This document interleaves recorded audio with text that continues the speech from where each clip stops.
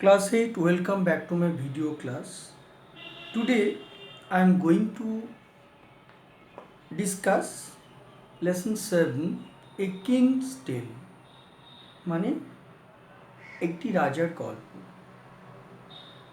King Arthur was a king of the Britain 700 years ago, অর্থাৎ কয়েকশো বছর আগে ব্রিটেন অর্থাৎ ইংল্যান্ডের একজন রাজা ছিলেন কিং আর্থার।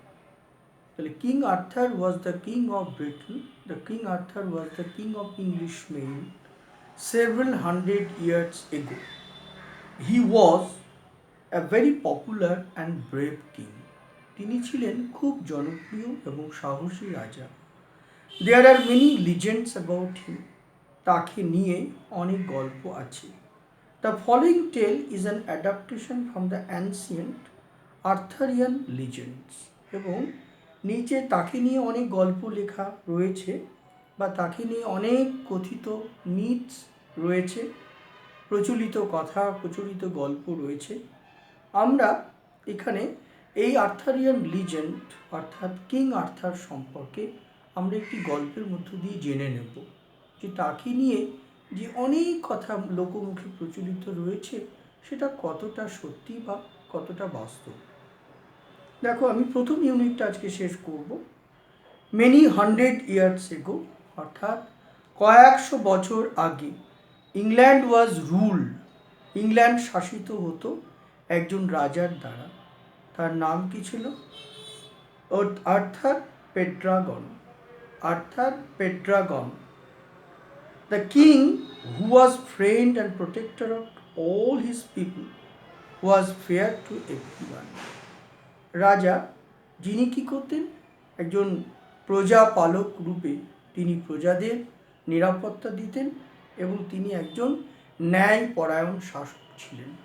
সকলেই তার কাছে সমান বিচার পেতেন এবং তিনি প্রজাবাৎসল অর্থাৎ প্রজা প্রতিপালক এবং প্রজা কল্যাণকামী একজন আর কি রাজপ্রতিনিধি ছিলেন। The people of Britain lived in peace and happiness. Britain অর্থাৎ ইংল্যান্ডের লোকেরা বা ইংল্যান্ডের প্রজা বা জনগণ খুব শান্তি এবং সুখ বা স্বাচ্ছন্দ্যের সঙ্গে বা সচ্ছলতার সঙ্গে জীবনযাপন করত। Tending their flock and tilling their fields. তারা কী করতো? পশু প্রতিপালন করত এবং জমিতে চাষ করে ফসল ফলিয়ে তারা তাদের ক্ষুণ্ণ নিবৃত্তি করত বা সংসার ধর্ম পালন করত। King Arthur Pendragon had married the beautiful lady Igraine. King Arthur Pendragon বিবাহ করেছিলেন একটি অপূর্ব সুন্দরী রমণীকে। তার নাম হচ্ছে এগ্রাইন, IGRAIN, ইগ্রাইনকে, এবং তাদের একটি পুত্র সন্তান হয়েছিল। And they had a child, that means the queen Igraine had given birth a beautiful Son.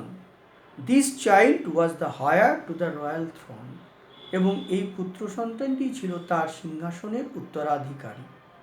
The king and the queen died soon after the baby was born. অর্থাৎ শিশুপুত্রটি ভূমিষ্ঠ হওয়ার পর বা জন্ম নেবার পর রাজা এবং রানী উভয়ই মারা যান। It was a difficult time. সময়টা ছিল বড্ড কঠিন। Many of the king's opponents were looking to seize the throne. অর্থাৎ রাজার অনেক বিরুদ্ধচারণকারী মানুষ বা তার শত্রু ছিলেন যারা কোনো না কোনোভাবে এই রাজসিংহাসন দখল করতে চেয়েছিল। King Arthur Pendragon had two wise councillor.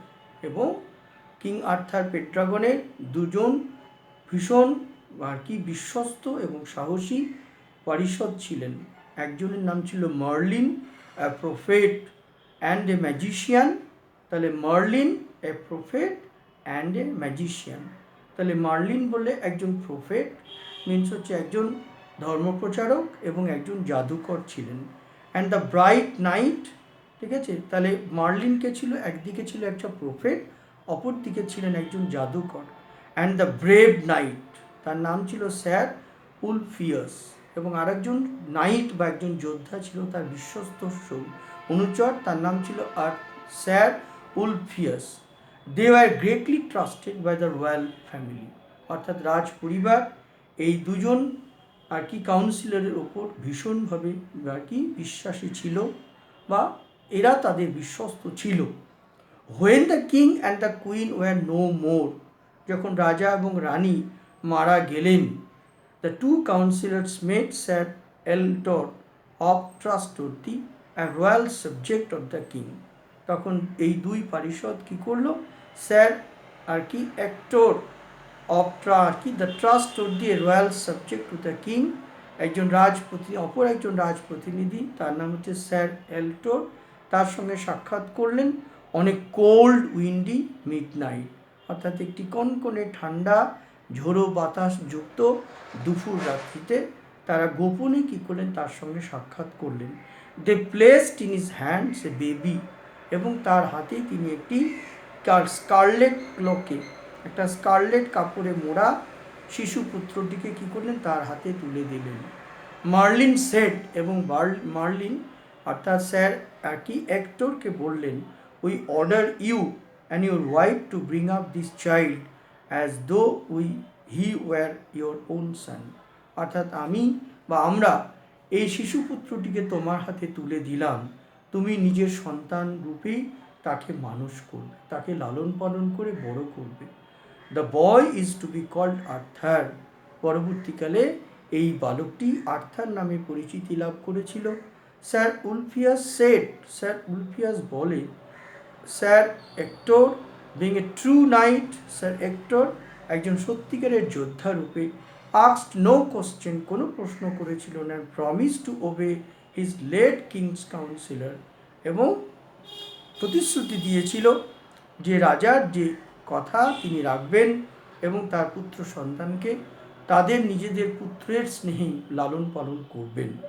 As Merlin and sir Ulfius had feared, কিন্তু মার্লিন এবং স্যার উলফিয়াস ভীত বা সন্ত্রস্ত ছিল, আতঙ্কিত ছিল।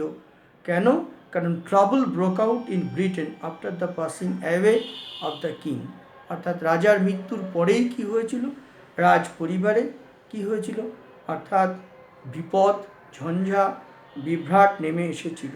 The barons were fighting among themselves, অর্থাৎ ব্যারন কারা, এখানে নোবেল মেন, অভিজাত, মানে রাজার বংশধর বা রাজ পরিবারের অন্যান্য সদস্যরা সিংহাসন দখলের লড়াইয়ে একে অপরের বিরুদ্ধে যুদ্ধে সামিল হয়েছিল। ফলে গোটা রাজ পরিবারের মধ্যেই একটা তুমুল লড়াই বা তুমুল ঝগড়া বা বিপদের সূচনা ঘটেছিল। The barons were fighting among themselves, তাই বলা হয় ব্যারন মানে হচ্ছে নোবেল ম্যান, তাহলে নোবেল ম্যান বা অভিজাতরা নিজেদের মধ্যে লড়াইয়ে সামিল হয়েছিল। And they plotting to capture the throne, এবং তারা সিংহাসন কীভাবে দখল করা যায় সেই ষড়যন্ত্রেও যুক্ত হয়েছিল। Britain was in the grip of lawlessness, এবং যারা আইন ভঙ্গকারী, ল ভায়োলেট করতো যারা, তাদের হাতেই তখন ব্রিটেনের ভার বা ব্রিটেনের দায়ভার ন্যস্ত হয়েছিল। ট্রাভেলার্স ওয়ার রেগুলারলি রবড, নিয়মিত কী হতো, পথিক বা পথচারীদের সম্পদ ছিনিয়ে নেওয়া হতো, ছিনতাইকারীরা কী করতো, পথিক বা পথচারীদের কী করতো, সম্পদ ছিনিয়ে নিত। দ্য পেজিয়েন্টস ওয়ার আনহ্যাপি, এবং কৃষকেরাও বড্ড কষ্টের মধ্য দিয়ে জীবনযাপন করত, তারাও কিন্তু দুঃখী বা বেদনাগ্রস্ত বা বিষণ্ণ হয়ে পড়েছিল তৎকালীন আর্থিক বা তাদের রাজনৈতিক দৈন্য অবস্থার জন্য।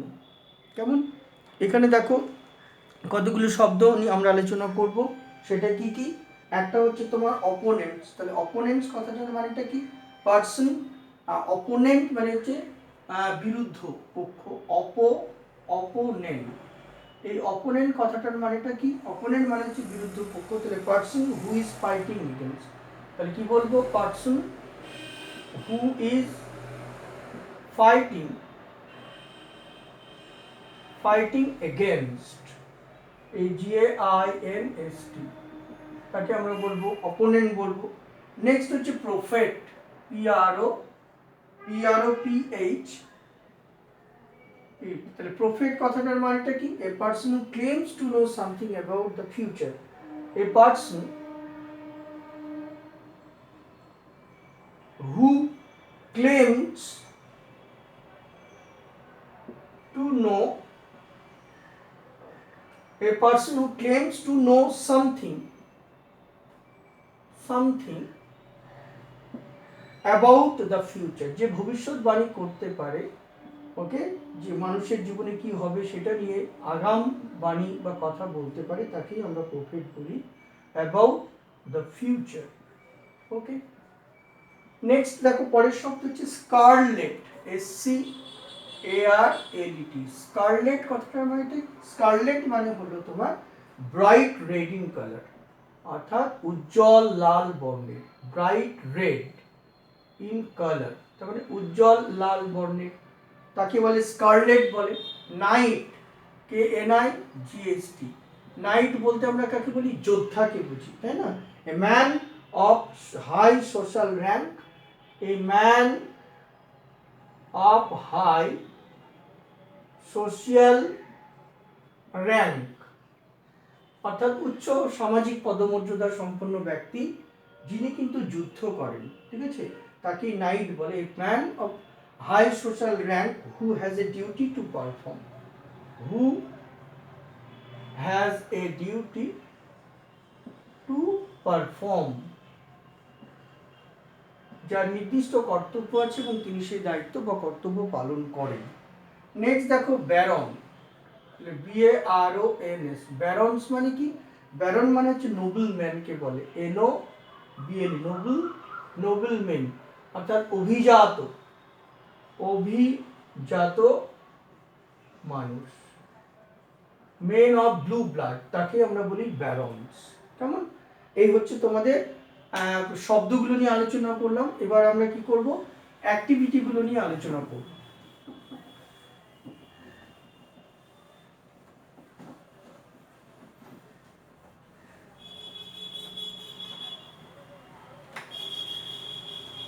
এখন আমরা অ্যাক্টিভিটিগুলো নিয়ে আলোচনা করি। তাহলে প্রথমে কি রয়েছে?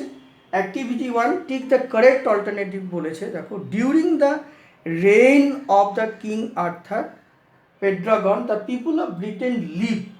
তাহলে কি হতো? তার আমলে পিপুল অফ পেড্রাগন, অর্থাৎ পেড্রাগনের মানুষেরা কি হতো? যথেষ্ট সুখ এবং স্বাচ্ছন্দ্যের সঙ্গে জীবনযাপন করত। তাহলে আমরা অ্যাক্টিভিটি 1, তাহলে অ্যাক্টিভিটি 1-এর আমরা MCQ সলভ করছি, ঠিক আছে? তাহলে নাম্বার 1, আমরা যথেষ্ট পিসফুলি ছিল, তাহলে they use to lead a peaceful life, তাহলে পিসফুল।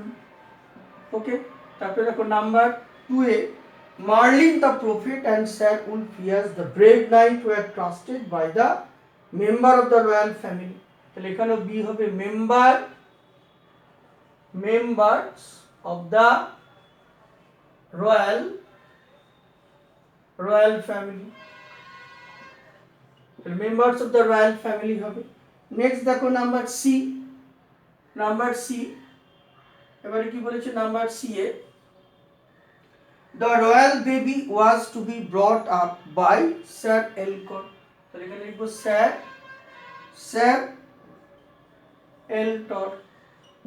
এলটর কথাটা লিখবো। নেক্সট দেখো পরেরটা নাম্বার 4 কি বলেছে? নাম্বার 4-এ প্রশ্ন করেছে, after the passing away of King Arthur Pendragon there was. তাহলে দেয়ার ওয়াজ কি? ললেসনেস, অর্থাৎ পেড্রাগনের মৃত্যুর পরে অরাজকতা শুরু হয়েছিল গোটা ব্রিটেন জুড়ে।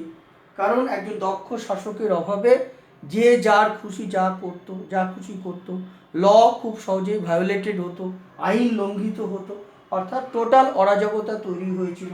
তাই তাকে আমরা কি বলবো? ললেসনেস।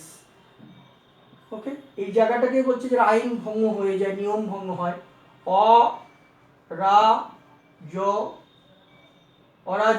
অরাজকতা।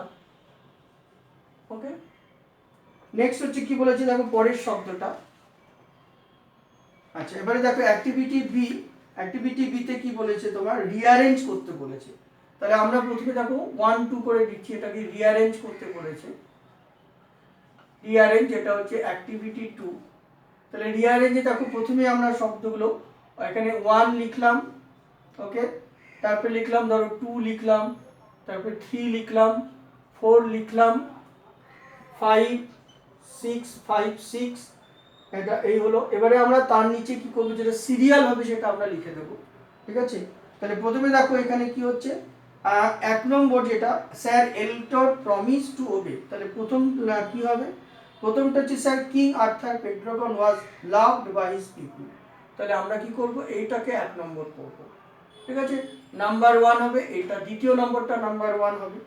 নাম্বার 2টা করতে হবে, নাম্বার 2টা হবে Lady Igraine was the beautiful wife of King Arthur Pendragon, তাহলে এইটা 4-এ আমরা 2 করব। তারপরে দেখো 3 হবে, 3 হলো তোমার 6th the royal baby was born to King Arthur Pendragon and Lady Igraine, তাহলে এটা 6 নম্বরেরটাকে আমরা 3 করব, তাহলে 6 নম্বরটাকে আমরা 3 করলাম। নেক্সট দেখো নাম্বার 4, নাম্বার 4 হচ্ছে number 3 there was trouble in Britain after the king and queen died, ঠিক আছে। তাহলে নাম্বার 3টাকে এটাকে আমাদের কি করতে হবে, 4 নম্বর করতে হবে। নেক্সট দেখো 5, 5 হচ্ছে 5 নম্বরটাকে এখানে 5 করব, অর্থাৎ 5 নম্বরে কি আছে, the two trusted councillor placed in Sir Ector's hand the royal baby, and 6 নম্বর কোনটা হবে, 6 নম্বর তোমার 1-এ হবে, 1 মিনস হচ্ছে এটা 6, তাহলে এটাকে আমি 6 করে দিলাম, ওকে। তাহলে এটা রিঅ্যারেঞ্জ হয়ে গেল, ওকে। তার মানে Sir Ector promise to obey Merlin and sir Ulfius, Sir Ulfius এবং মার্লিনের কথা মেনে নিয়েছিল স্যার এলকর, এবং দায়িত্বের সঙ্গেই ওই শিশুপুত্রটিকে তারা মানুষ করেছিল, কেমন। এবার দেখো আমরা অ্যাক্টিভিটি 3-তে কি বলেছে, answer the following question, why do you think Merlin and sir Ulfius entrusted Sir এলকর with the baby of the dead king and queen, okay, with the baby of dead queen and queen, ঠিক আছে। তাহলে কি করব, sir এল্টর